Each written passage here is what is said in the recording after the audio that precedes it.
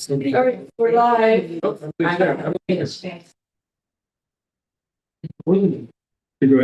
Yeah.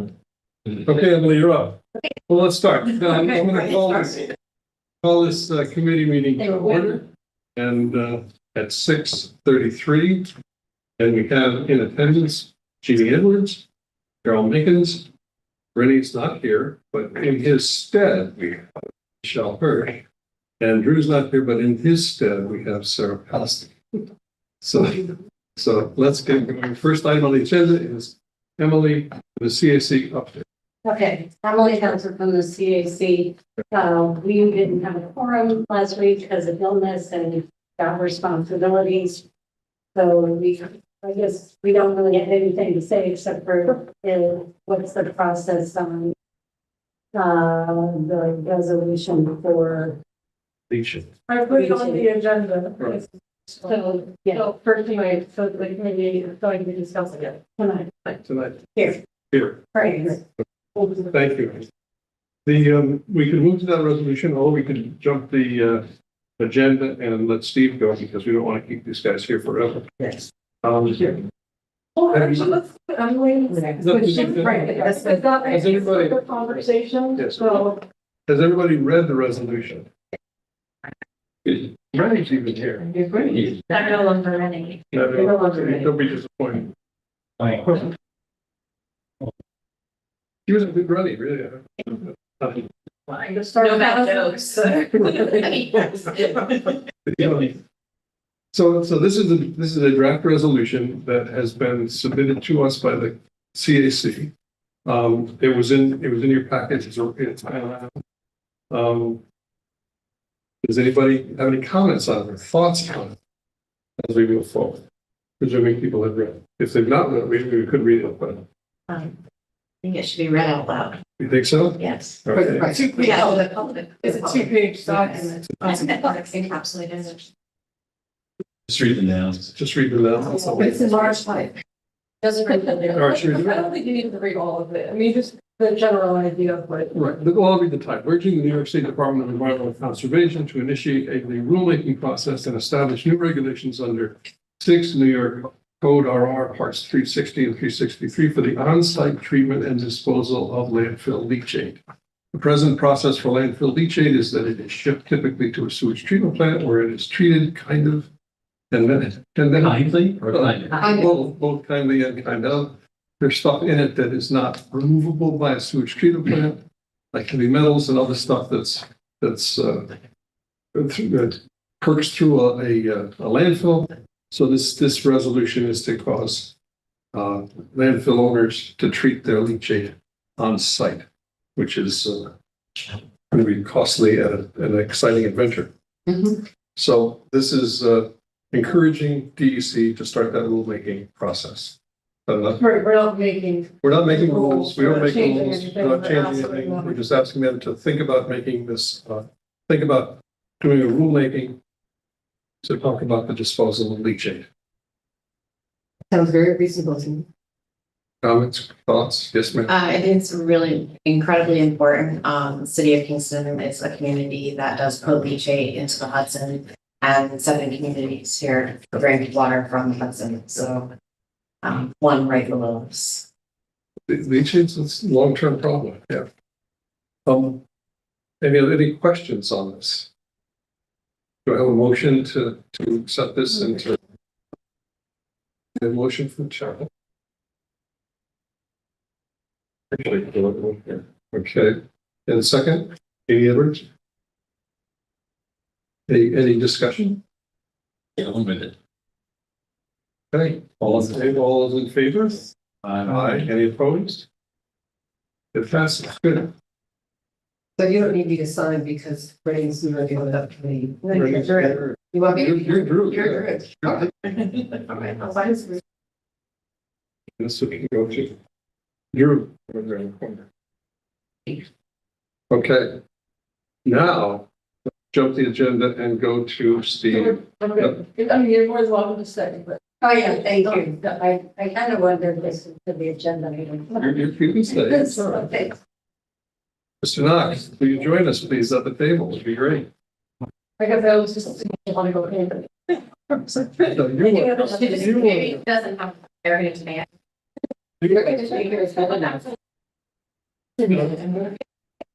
This lands on the agenda because some council people were wanted to know more about the builders. And to know more about what's going on. So a communication was sent to our president. We decided to put this on the safety agenda, and here we are today. So thank you for coming, Steve. And thank you for providing material. So the organization chart's great. Good. I'm a big fan of organization charts. I think they're great. I love them. You're nerding out there, Bob. I had one for the whole Department of Transportation. I was very excited.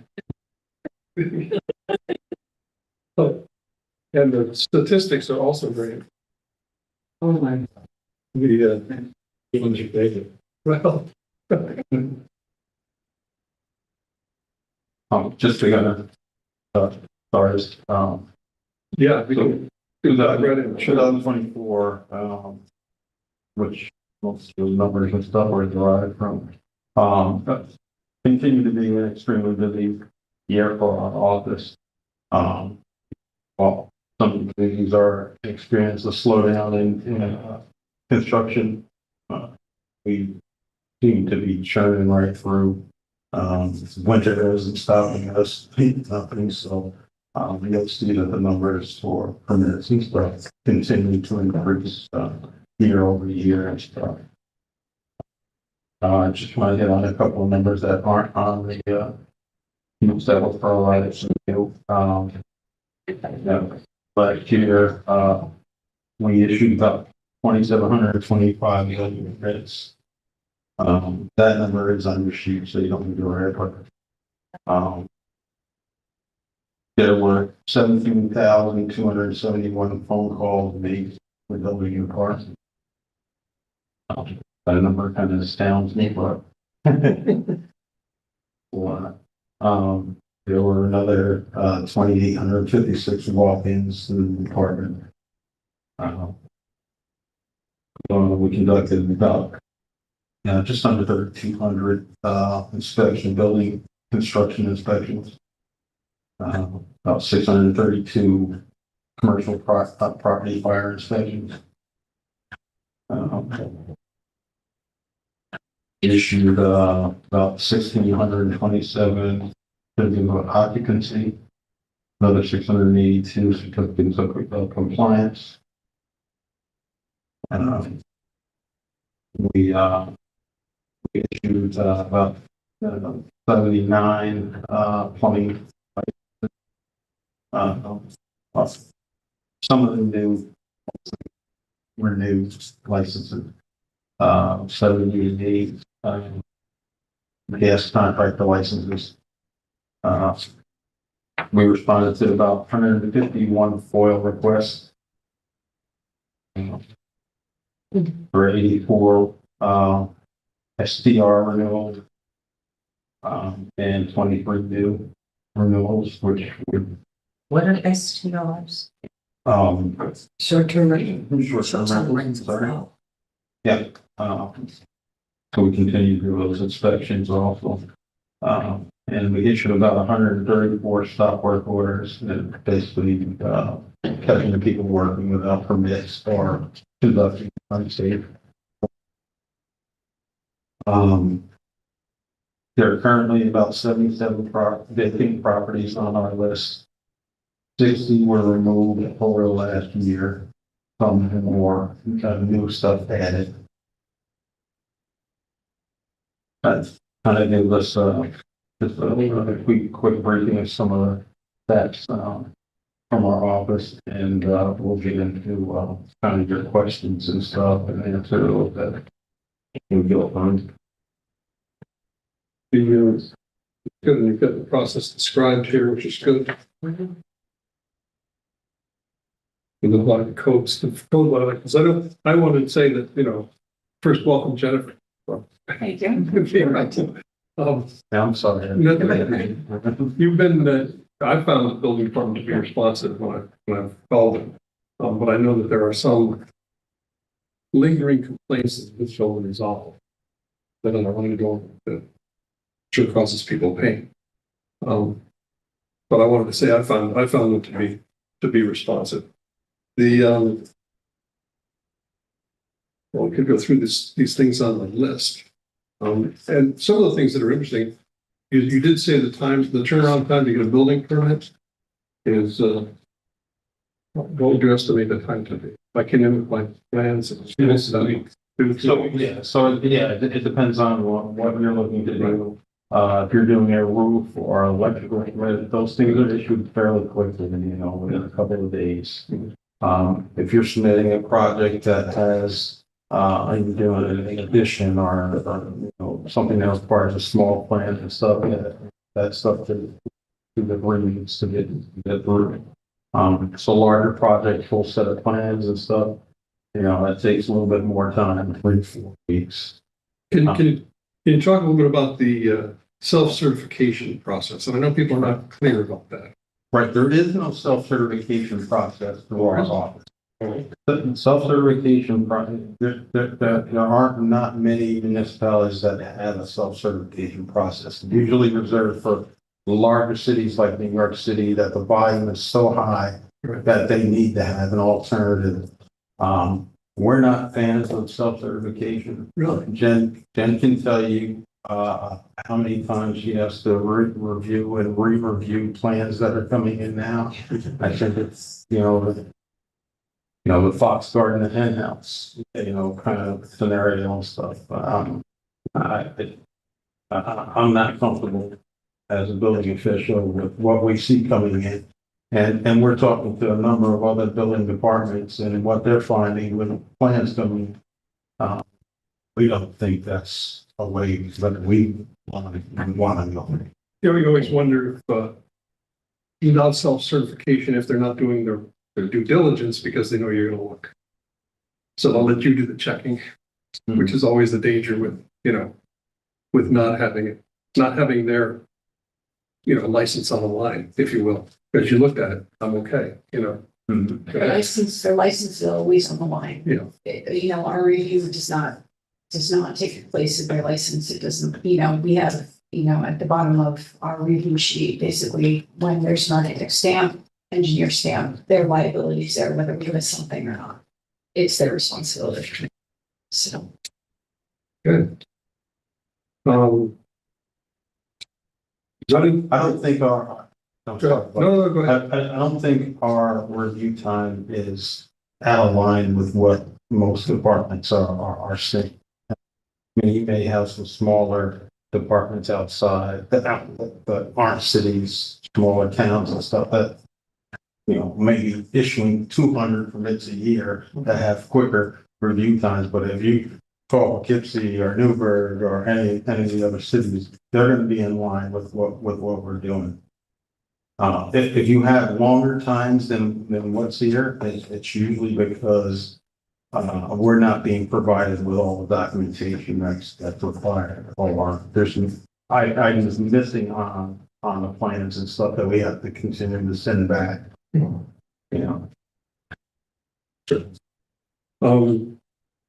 so I'm not going to dominate. Yes. Yeah, Go ahead. I did have a question. Does the city of Kingston continue to have or maintain a list of like certified plumbers and electricians? We do. So conceivably, if I wanted to have work done on my house, I would have to go through that list. Yes. Why is that? Why couldn't I hire someone from outside the area? I mean, what was the genesis of that?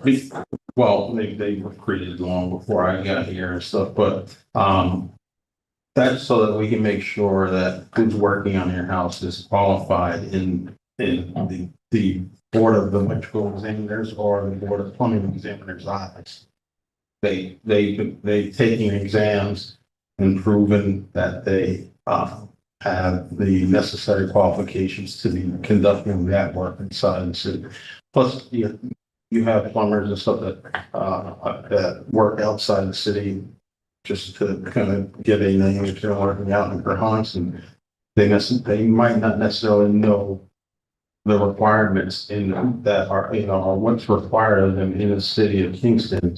So we have them working here and they have a. Well, I guess that gets to the heart of my question. What's so different about the city of Kingston that this list would have to be maintained? It seems to me like it's almost discriminatory. In the sense that if you're not on this list, you can't work in the city of Kingston, and that seems to me to Well, they're welcome to take the exam. If they pass the exam, they can work in the city. They can get a license and work in the city. We're just setting a minimum set of qualifications that they must meet in order to perform that work in the city. Yeah, I think at least the plumbing inspection, that came to the council, I believe, at the beginning of my term, because this is not the first time. I think the council had to approve of that at some point. I may be not remembering correctly, but I mean, the whole idea of it was safety. So we want to make sure that the safest plumbers are working in our homes and buildings in the Kingston. So that was the purpose of it. Well, I think you're referring to the gas license. Oh, maybe that's, yeah. Which, before we instituted the requirement for gas licensing, anyone could do gas work in their home, which you certainly can understand. We found a lot of crazy stuff, and that's why the requirement was put. Same thing with plumbing. Just setting, some standards for qualifications to perform that work. And a lot was because when we go in to inspect, stuff wasn't up to the New York State codes, because there's 11 or 14 now code books that you have to know. So you have to know these books and take a test and go to school. And a lot of the people before, the gas one, the piping has to be a certain size, everything, and a lot of people didn't know that. So we were walking into houses with right. Tara, Does every municipality have that requirement? most cities, Cities do. most That cities you, do. that you be on this list Yes. in order to work in That's this right. Right. In big towns. big town. and like out in Wisconsin, they all have sewers, Right. Here you have water pressures and stuff like that. So you have to know what they are as a plumber. Right. Or else, big thing was the shark bites. They blow off after a while because of the pressure of the water. So there's a lot of things that go on within a municipality that does not go on with that. Okay. Can I just ask, are you hearing, complaints from constituents? or I was just- just curious. I've always been curious about why there was a list maintained, saying that there were very, particular things about the city of Kingston, but it's like how many plumbers are on that There's list? over 100 plumbers on our list. The city of Kingston, we have a plumbing exam at least once a year. If more people apply, we'll have an additional exam. Most other towns, they don't do it anywhere close to that. There's some towns that haven't done exams for 8 years. I was just talking to one of the plumbers who also has a license in Beacon, and I think they only have 20 plumbers on their list. And so we're pretty open about making sure that exams available for plumbers to take. Michael? So Ulster County doesn't license plumbers or contractors, but they do license electricians. Do we honor Ulster County's license or other municipalities' licenses, or do they have to get a test in the city of Kingston? Well, we do have, Ulster just started doing licensing, the county just started doing licensing, Kingston been doing licensing for 40 years. So they still need to have a city of Kingston license, but any licensed electrician who got a license from another municipality, you can get a one-time permit to work in the city. A lot of the larger projects will do that. They have an electrician that they're familiar with working with their projects will get get a, it's called a B license from the fire department, and they're allowed to work for that job. Um, Tell me about your staffing. Do you feel that you're staffed enough? Do you have enough resources? Are you? Well, Of course. yeah, if you go through the last page. Page 6 of the and the very last page. Well, our, we have added staff in the last 7 years and stuff to our. Obviously, you guys get calls and complaints and stuff. Still not enough to do everything that we need to do. We're somewhat taxing our employees and stuff. We're asking a lot and they're doing a lot. And it's difficult to continue to work at the pace we've had to work at for the last 4 years and stuff. So you see that there's fatigue stuff at times with the staff, and we couldn't absolutely do more help. So the next budget cycle, you'll be asking for more? I don't know. We will be asking for more in the next budget. Yeah. Additional clerky help would be helpful. I'm sure you guys are aware of the number of foils and stuff that are coming into the city. We hired a clerk a couple of years ago to work on our foils and to do the paperwork for our fire inspector. And about 70% of our time is being taken up with foils right now. It's a lot of time. Yeah, every department. Right. What are the specific areas that you want these new employees to be working in? So the clerk would be one. But basically, we'd be looking at 2.5 staff. Our housing inspectors, Sarah can certainly attest to the amount of time that we're going out on some of these larger complexes and trying to, get some of the violations taken care of there. So some additional assistance there. We have a part-time position now that we could change to full-time to help with that. I think that would be extremely helpful. And then, we talked a little bit before about, plan reviews and permit reviews. And we could certainly decrease that time by adding, another building inspector to assist with that. And also to assist with, the complaints that we're having. One of the problems with resolving some of the complaints are that the housing inspectors are dealing with the complaints too. And if they are scheduled to do 6 inspections each day, it's kind of hard for them to get time to go back and handle some of the complaints that are out there. So I think we could certainly cut down or take care of a lot of the complaints by, that additional position. So I have a few questions. So the housing inspector positions and building inspector positions that are currently filled, are these all full-time?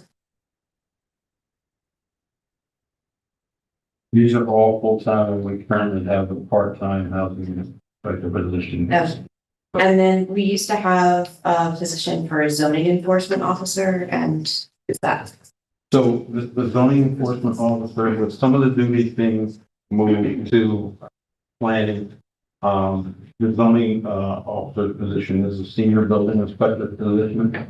Last year, in my conversation with the mayor, we decided to make all those three senior building inspectors positions all have the same title and responsibilities.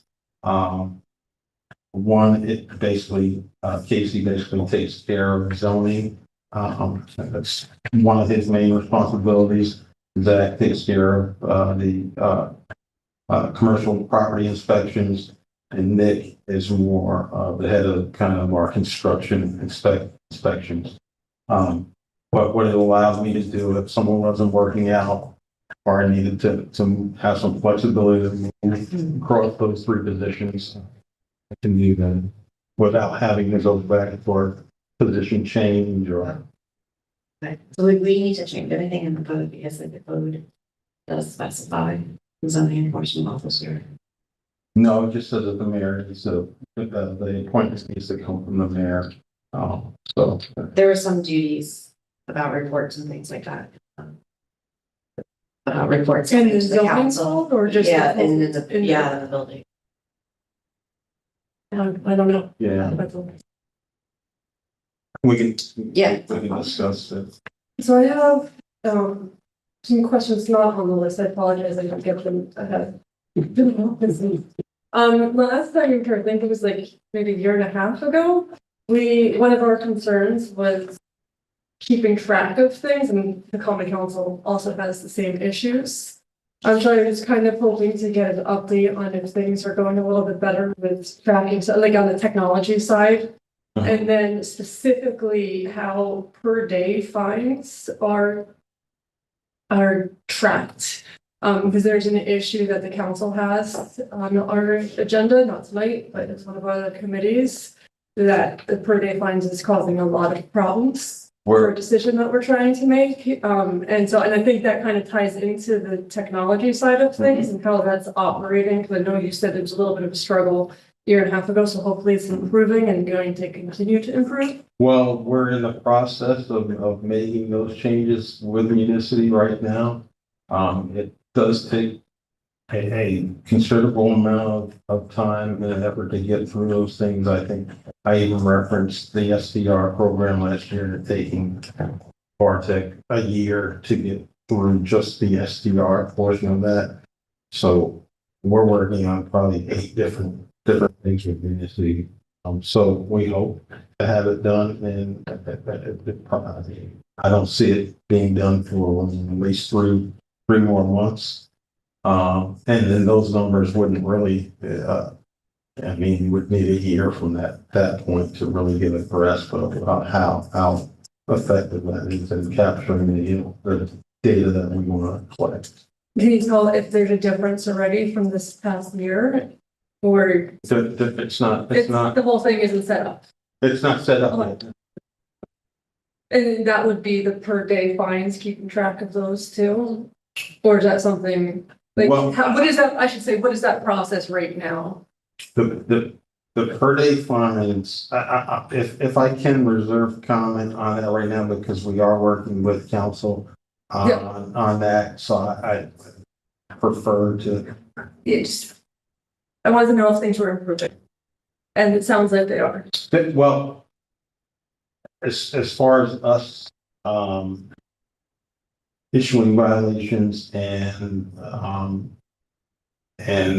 making sure that we're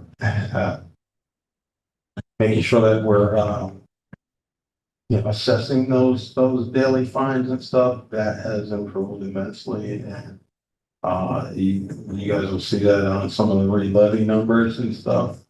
But there's some things that we're working through with council on. So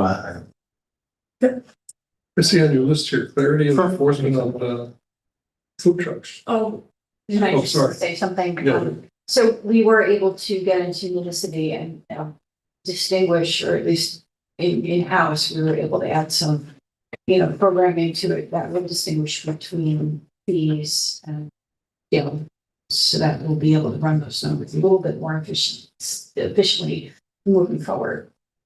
And who is actually building this system? Is that your department that's getting this? Like I said, I know Bartek did the SDR, so who is tasked with doing it? So Municity actually does. They do it? They do it, but we have to provide them with a whole lot of information. We have, We have to, it's actually, it's a lot of work. They're asking us to do most of the legwork, and then they're doing the programming, and we just unfortunately don't have a lot of time to sit down full time. Into the data. Yeah. So, but we are learning here and there how to manipulate the program so that our reports are going to read a little bit more streamlined. We're getting there. Thank you. Approximately how many properties are receiving daily funds? We don't have that right now. That's a report that we'll have to. Would you be able to share that with us? Oh, yeah. Just a number, I don't need the actual number. Well, we have provided some information council, so. Right, but, I mean, there's some in this chart that you've done here, I don't know if they're all defined, but they're violations. I'm sorry. There's a list of violations here in what you provided, but I don't know if they're all defined. Right. We would have to run a very detailed report in terms of fees and then just separate them out with fees and fines, and there are many different kinds of violations. It's fine. Sarah. So, yeah, one of the things that I bug you guys about is when people come to me, this is very helpful, just in terms of the process, because people will call me and say, how do I do this? How do I do that? But they also call me with violations, and I'm learning from you which violations are New York State code violations that your department can enforce. And then other violations like heat is a code violation, right, that you can enforce, but air conditioning, which I've been dealing with, with some properties, is not a New York State code violation. It's a landlord-tenant relationship violation. And so how do I, as a layperson, learn some of that without having to understand the full New York State code? Because when tenants call me, of course, my first response is to call you. And as I said, I've learned that from you that there are things that the city cannot do. Is there like someplace the state might have, or any place that lists like what kind? No, Yeah, probably not. no, Okay. there's not, yeah. Can continue to do what you do, and all of us, and we'll do our best to provide the answer for you. Okay, thank you. It's been very helpful. So I've learned a lot of that. Well, we learn every day too. Oh, because Yeah. and are the New York State codes changing? Are they constantly changing also? I would think with different situations and. Well, every 3 years, there's a new code cycle, so. In November, well, they haven't confirmed the date yet, but, they believe in November, the new energy code will take effect. And in January, the rest of the uniform code, will be updated in the new code cycle. I see. You do? Okay, go for it. Thank you. Don't be afraid. Do you have a sense of how much of the reporting in terms of violations comes through the Kingston 311 app? I don't. I mean, does it get a lot of traffic? There are a number, there are a number of complaints and most of the boilers. Four requests come through. Well, Q alert, so. Right. Yeah, that's the 3-1. Yeah, most of the forum requests come through Q alert, and then we do get some complaints through that, but most of the complaints are called or emailed to our office. Okay. Does it matter which channel people use, whether it's 311 calling you directly or email?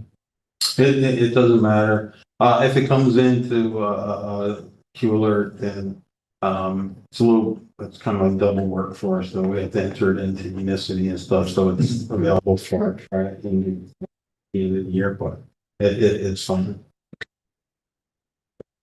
Looking back to my current laws update, so this is in your last page. The last paragraph, the last bullet are things that we can do for you. And the first one here is food trucks, which is something we are working on and should continue to work on. Clarification enforcement is an interesting issue. Right,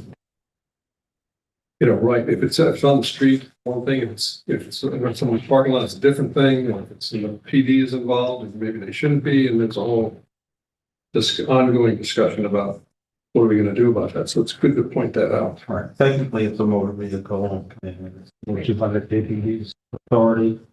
But New York State, I think those require us to perform an inspection on the truck to make sure that they have safety equipment that they need to.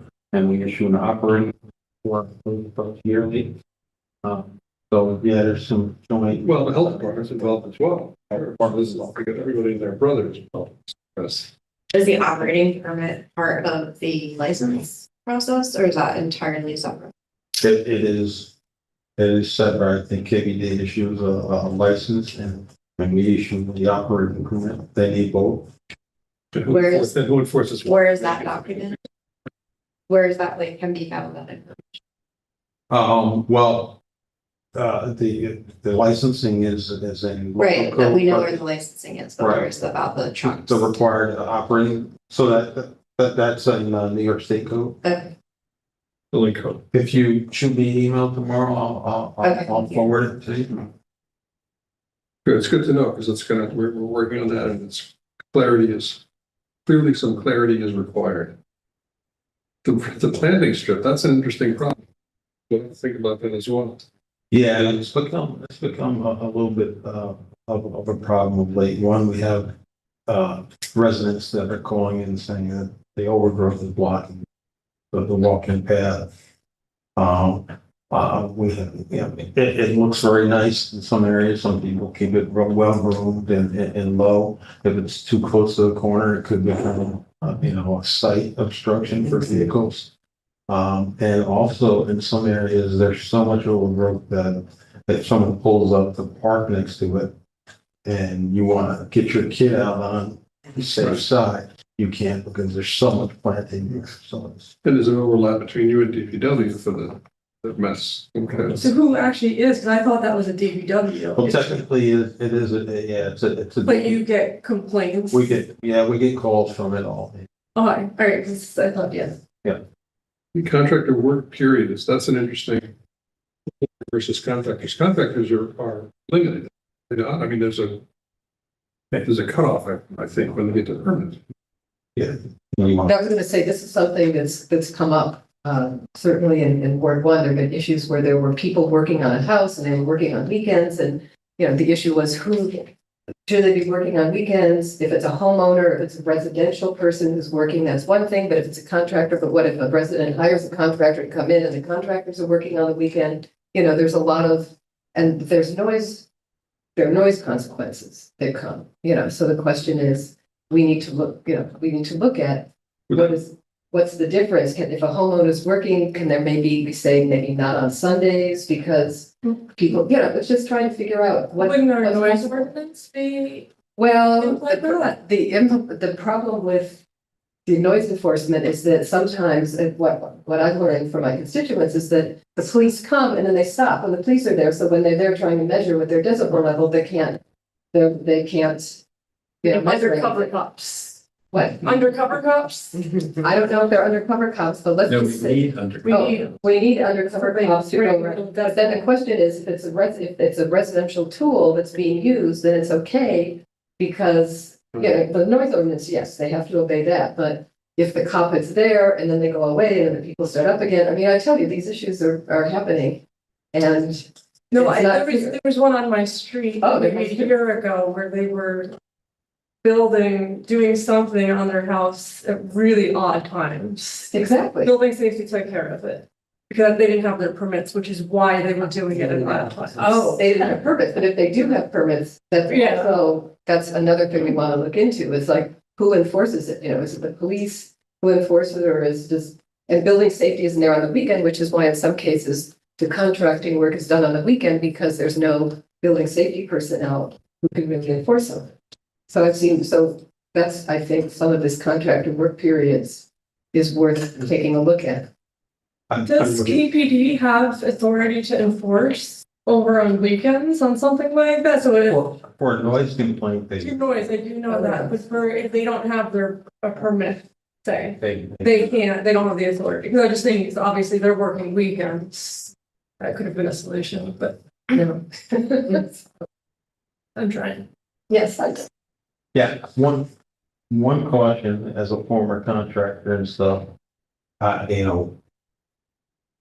wintertime comes, work slows down and stuff for a contractor, so during the summer, you're trying to make enough money to Right. support you through that winter period. I think if we tried to stop contractors from working, the way the building department has always looked at that particular ordinance is that it meant large construction projects, commercial construction projects. If you try to stop contractors from working on weekends and stuff, you're gonna have every contractor in the city beating down the door and stuff, so just some caution. Well, and then homeowners will be upset by it too, because then they can only work Monday through Friday. Right. And then projects aren't getting done, and as you know, my spouse was a contractor, and so he did many, weekend shifts for his whole career when he was doing that, so yeah, I think that, but yeah, it would also affect the homeowners. But we need to add money for stronger doors if you're. Your fault. So I have a question in terms of maybe hours, some of the residents have said to me, do they have to start work at like 8 o'clock on Sunday? Could it maybe be delayed? So maybe they're starting at 9 or 10, would that be a way to like allow it to be done, but not maybe have the whole day taken up if your neighbor is doing that? That might make some sort of sense. Do you mean the neighbor that's out there mowing lawn at 7 o'clock? Well, see, that's right. That's When it's cooler. Yeah, right. No, you know what I'm saying. Yeah, it's like, can we, maybe just, That would be up to us. right, Yeah, no, that's up to us, But but, then the other problem there is if there's nobody to enforce it. well, see, that's the, right, see, this is part of the conundrum. And also another thing, because we have had this I keep looking at Ready when I talk about things from way long ago, because it's just us. We did talk about the noise ordinance before and the hours, but there isn't an equitable way to figure it out, because just on my block, I have several people who work overnight shifts. So they're sleeping, so 7 o'clock to them, it's not that big of a deal. 9 o'clock, like that, in the middle of their first REM cycle where they're, so it's, and for me, when I was working full-time as a musician, I had weird hours too. So it's just hard to, like, do you really want to say 9 to 5? Because is that really what most people work now? I think it's such a big gig economy and people working 2 jobs. And so it's just, that was a hard thing that we were talking about last time. And I know we're kind of taking up your time here, but so it's another thing that was, we just couldn't figure out a solution. And then, yes, the enforcement. The enforcement is the hard part too. Good. So we're not coming to any conclusion, but on the other hand, I'm glad that you put it here as something to keep on thinking about, because it certainly does come up. Little problem for us to solve. Yes. Anybody else have any questions or comments for Stephen? Jennifer? Yeah, one question, you said you had like 77 vacant properties. Do you issue, fines for vacant properties? And if so, when was the last time they were updated? Fines. Does this include commercial? I guess it's a question. So these 77 Yes, it vacant does properties includes commercial. And The 77 properties are what's active, are current right now, that's on our list. They have been either sent registration forms or are already registered with the city. And their, council has set registration fees and stuff for vacant properties, which increase the longer that they're vacant, to encourage movement. Also, those vacant properties get an inspection once a year. And any violations that are we find on the property and stuff, those violations get sent to the property owner or bank or service provider, whoever kind of in charge of the property at that time. There are some longstanding properties that are very difficult to take care of because either the homeowner's deceased and left no one to provide the property for, so it takes a long time to get through that process. Or they just abandoned it and walked away. some of those properties are, we are seeing some movement on, well, like, we had 60 properties closed over the last year, so we are seeing movement on some of those properties because of the fees, the daily fees being assessed. They're either deciding to go ahead and start doing repairs on it, or they're selling them to someone that is coming and making repairs on it. So I think that is, working. Can you go into the definition of vacant property? Definition of vacant property. I'm not sure into that, the months that it needs to be vacant, but I think it might be like 6 months that it has to be vacant before we require registration of it. Okay. And so have the fees been increased? When was the last time these fees were The increased? fees were just adjusted in the last. We just did it. When? December. In December. Oh. Well, we look at it every year. We don't increase it every year, but we did do an increasement. We increased it this year. So that was in December, because it's we look at the fee schedule every year, and that's one of the many fees on the fee schedule. Okay. Or those are. Everybody else? Yes. Yes. Sarah.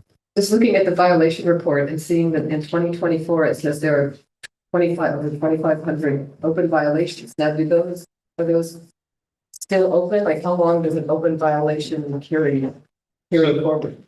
All right, so the violation report, we really need to look at the complaint report to get a better sense of where we stand with the violations. Because every violation requires that a complaint be opened. We have our inspectors go every couple of months and we'll pull a report to see what's still open, and then we'll go back and then we'll try to close out what's there.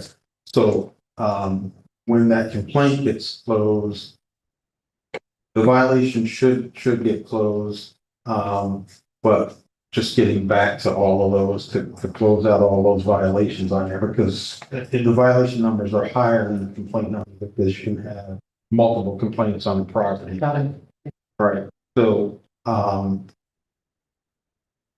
this, all that to say that the complaint report is really what's important. The violations we're getting taken care of because I just found out that in New City, when we close out a complaint, there's also an option to close out any violation that's associated with it. We don't have to go back in and but we'll get that corrected now, with our staff and stuff. So next year when you see these numbers, they should be a little bit closer. Okay. Anybody else? Thank you for coming in. Thank you. Very, very useful. Yeah, it's a very Any document. Very useful. Yeah. Thank you for putting this together. Yes, You have a good night. Thank you. Thank you for all that you do responding to the many complaints that people like me call and share with you. Yeah, the front line. Thank you. So our next item is the no left turn on St. James Street. It was submitted by the mayor. I got a note from the city engineer this afternoon saying he thinks it's a good idea to prohibit left turns there. I did forward that. Good. Yeah. Everybody say he commented on all the things that were engineering later in the day, which was great. With the sign, they're on the left or on the right. My guess is it would be on the right. So I talked to Ed about this at lunch today, and I wasn't sure where. I think it should go right where they would, so they can't turn.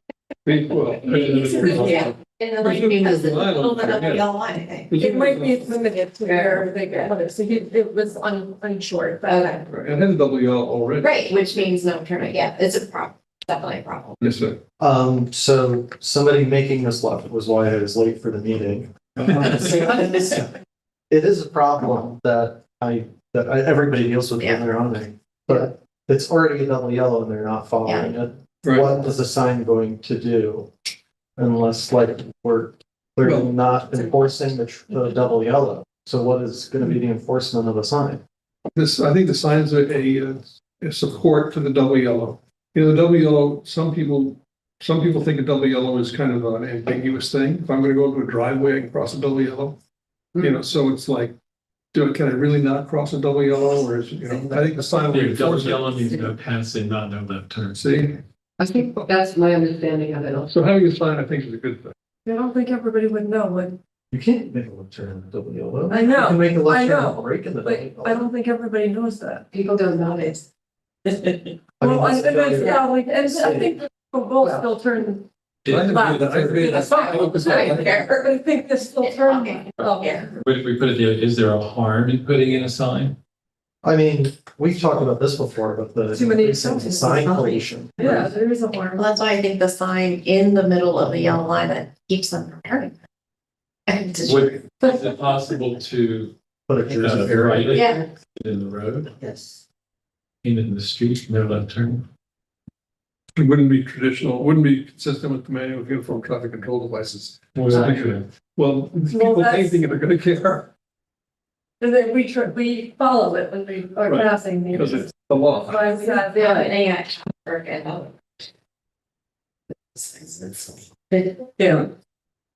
Like I said, I'm in favor of it, I don't see a downside, but we'll see, you know. I mean, what would another solution would be to have enforcement.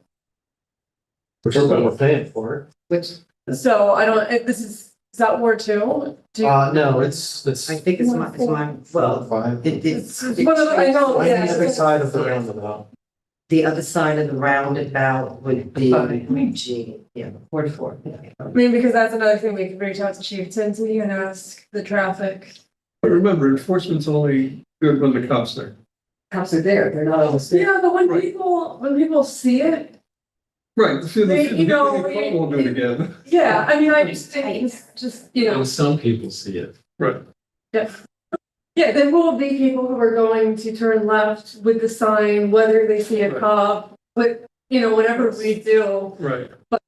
you know, we're trying to make it so that the good people And the right thing. do the right thing. That's right, so that more, let's say fewer people might make that left turn if they saw the sign. That's really what it's about, right? So I will say there is the no left turn when you're heading towards the traffic circle to go onto St. James. Yes, And people ignore that every single day too. Yes. Oh, really? Yes. absolutely. It's very possible that it might be beneficial for the police to do some enforcement out there. I don't see a downside to, personally, I don't see a downside to the sign. How I've, about- I've seen the police watch people do that. Yep. Make the left. I mean, it's just, I think people have just grown accustomed to that pattern. Mhm. Yeah, yellow line be there. You know, when you go to a rental car place and you drive the right way and the things don't claw at your tires if you go the wrong way? That's. I don't know. Slow people down. Do you want, somebody want to reach out to KPD? I could reach out to the chief, nobody else wants to do it, but if somebody else wants to try enforcement as well as the sign? There's no harm in having both, yeah. Right, there's no harm in having both, I agree with that. I would agree with that too. You wanna reach out or you want? Judy, do you want to, it's your ward, or do you want me to go? Okay, so I have a resolution here and, I'm looking for a motion, prohibition of left turns on St. James Street would be the resolution. From East St. James Street, from Broadway. From Where's the stop? no left turn on St. James, Should say East St. James. the East St. James, okay, Yeah. I can do that. I mean, Okay, The sign is already I get there for St. James. Yeah. That is in orange. do I have a motion? motion. Ready? Second, Second, Jamie, You might want to also add, heading southeast on Broadway. okay, Oh, yeah, it needs to be more specific than that.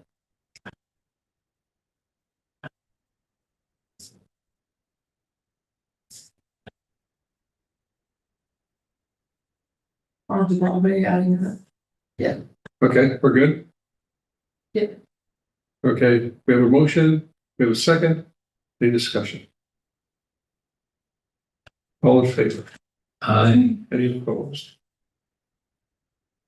Okay. Are you opposed? Are you opposed? You can be opposed. No, yes, I am. Yes, I am. Okay, doesn't matter. Right, I know.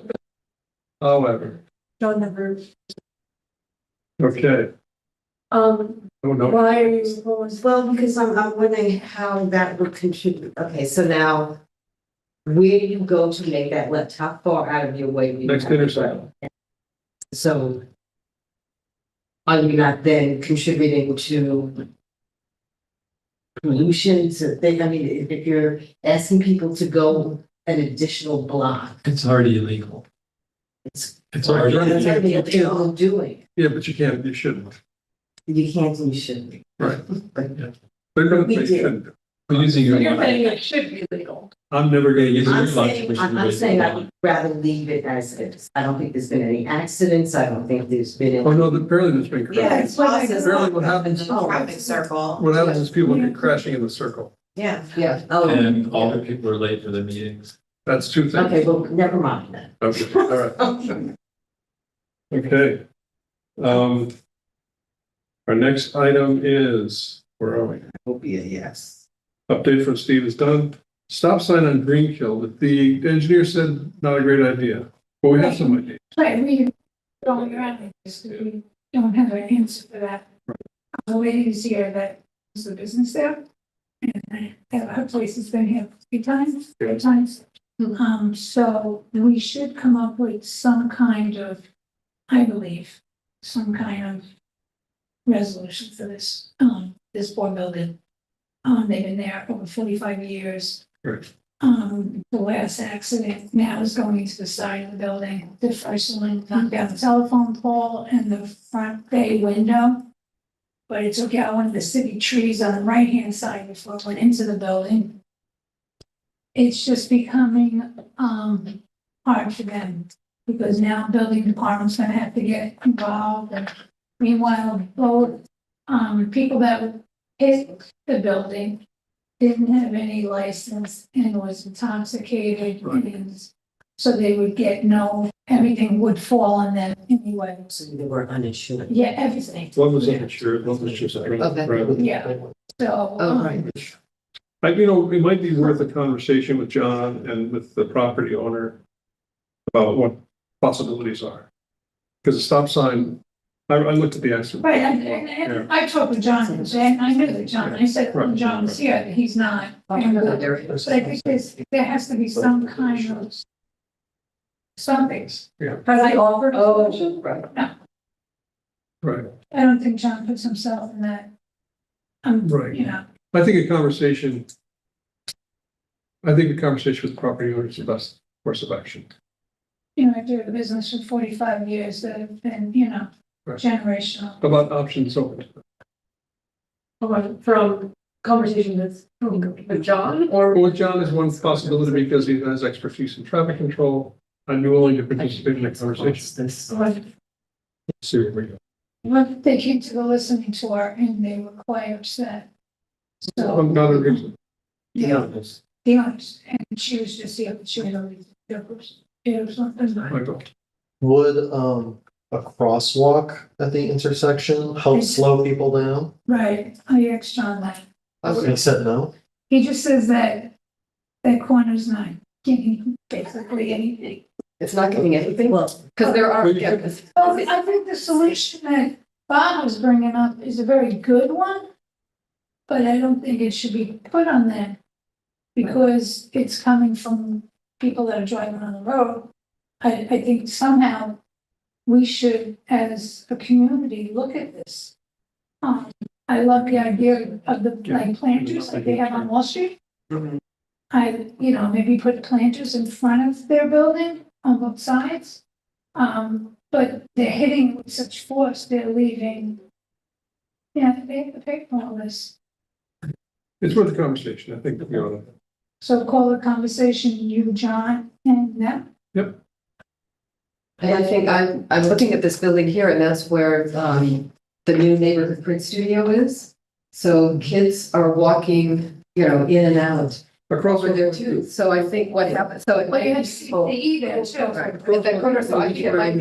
Well, you can't go this way if you don't have anything on the other side. Sidewalk. I think perfect opportunity for a curb cut and access to the Greenkill bike path, but if you Right. bike too fast and you miss your curb cut onto the bike lane, you're kind of stuck in the road for a long time.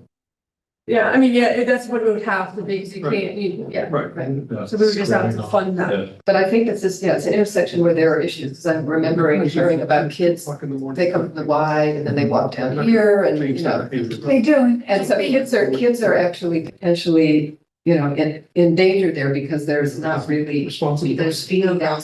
Yeah, there's no Yeah, stop sign. it's not happening, it's happening at 2 o'clock in the morning, it's happening.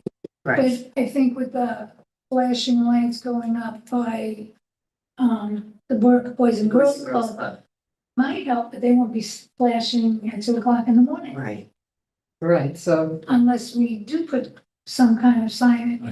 Like it's complicated. additional light, it is It's complicated. complicated. I really feel for them because if you go there, you see the inside of the building. Yeah. It's generational and it's just lately that it's really been getting hit. So, So maybe we need some stop DWI of enforcement overnight there. Yeah, But I So, don't think it would be worth looking into. yeah, well, let's have the conversation. Yeah, have the conversation. So I'll make that meeting. Yeah, Okay. okay, no parking, green, maiden, alternate hearing. Yeah, so this, comes at the request of the neighbors at 28 and 29 across the street from each other. This is the intersection of, Maiden and Green, some of the stone houses there. Yes.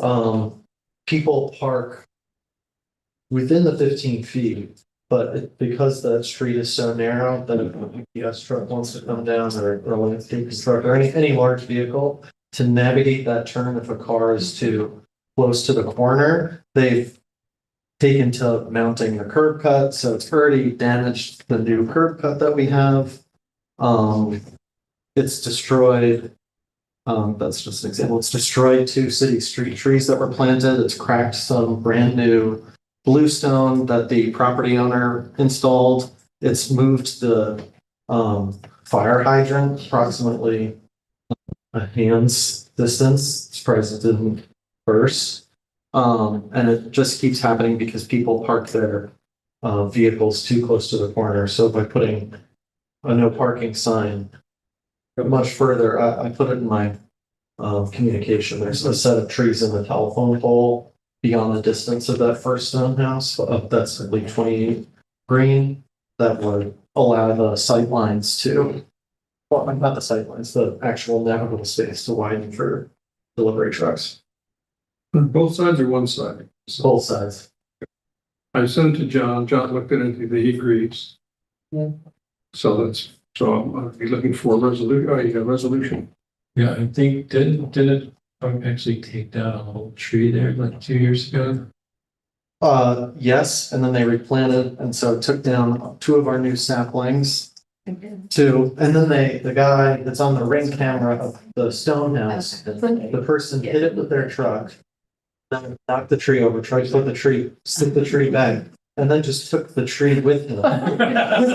Hide the evidence of this crime, and then it also has continued to damage Yeah. this one section of a very old tree that would probably be considered one of the heritage trees. That could, kill it. and is the water department where that hydrant's been moved? I sent it to a friend. Water, just because the water didn't spurt out doesn't mean it Didn't spurt out somewhere else. Okay, doesn't mean it isn't broken. I mean. I will share this with the water department. Somebody might want to check that hydrant and make sure that it's not sheared off at the main. Or cracked and it might have spurted another point in time. Well, they just shear off, but there's something in there that shears them off. That is a very narrow street. So, I'm looking for a resolution to, installation of no parking signs and a parking prohibition on Green Street from the corner of Maiden, 15 feet down Green on both sides of the street. What's further than 15 feet? How far? Corner of Maiden, It should be the length of the first house there. Which You could also say, if you know the house number, we could also include that. We just have to be specific. it's, hold on, Google Maps. 28. Yeah, 2029 on 2829 Green Street. Green Street, yeah.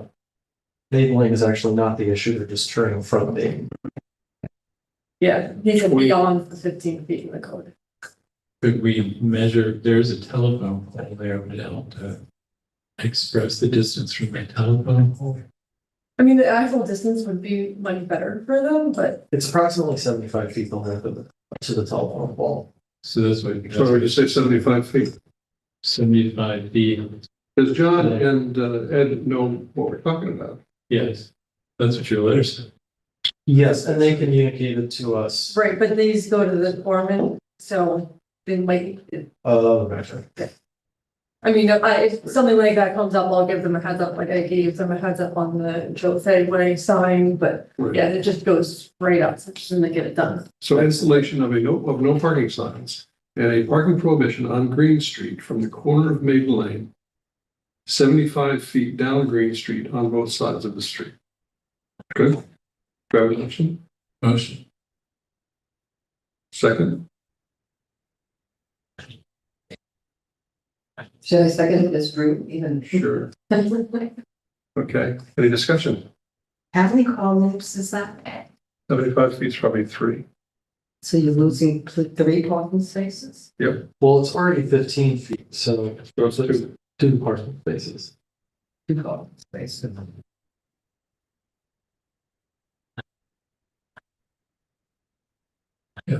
You have a motion in a second. I know. All in favor? Alan, any more discussion? All in favor? Aye. Any opposed?